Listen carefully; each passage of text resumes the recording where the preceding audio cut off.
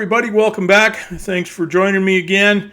Today we're going to go over some of the little things that you don't really think about, like mounting seats and building some brackets. And after I got these built, I'm actually not sure I'm going to use them. I might make them out of chrome moly tubing instead. But anyway, here they are going in the car. And basically, I wanted to put them where there's plates welded onto the floor pans to make them stronger, and then there'll be large washers underneath, and we just got to make it super strong. These are Kirky aluminum seats, as you can see, and so just kind of going through, squaring everything up, marking the holes, getting everything kind of dialed in, and kind of figuring out where these darn seats are going to actually sit.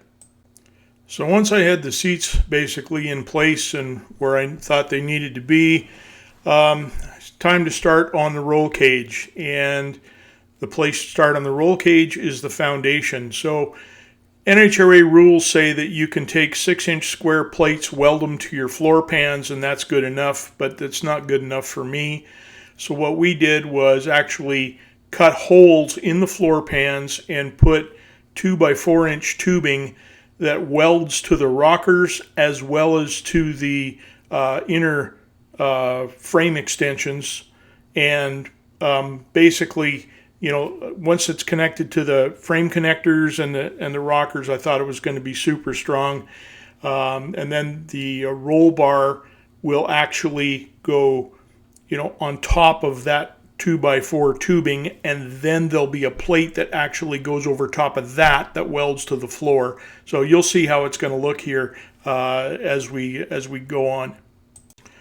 So in this photo, you can see, if you look in the lower left-hand corner, the way we've molded the 1/8 inch steel plates up so that they meet the curve of the floor pans, and they're all welded in, and there's enough plating in there to completely cover the 2x4-inch tube that we had added.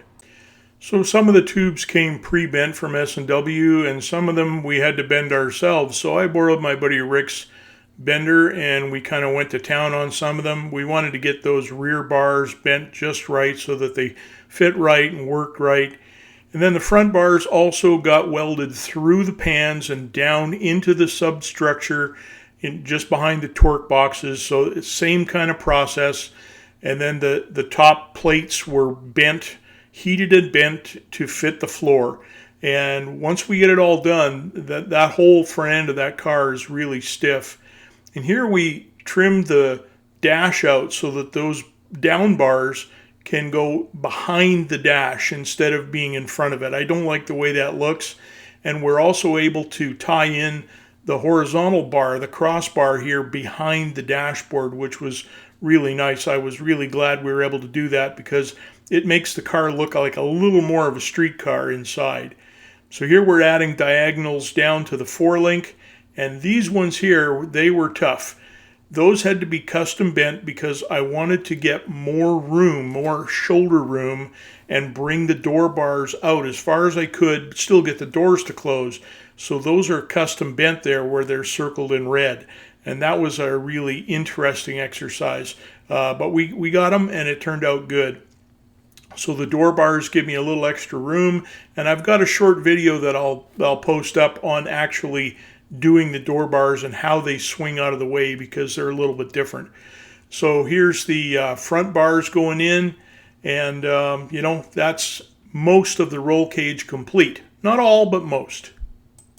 There's a few more bars to add, and I'll do some video on how we did the door bars and those. But in the meantime, that's it for this video. Thank you very much for watching, and leave me a comment. I appreciate it. Like, comment, subscribe. Hey, save the whales. Catch you next time.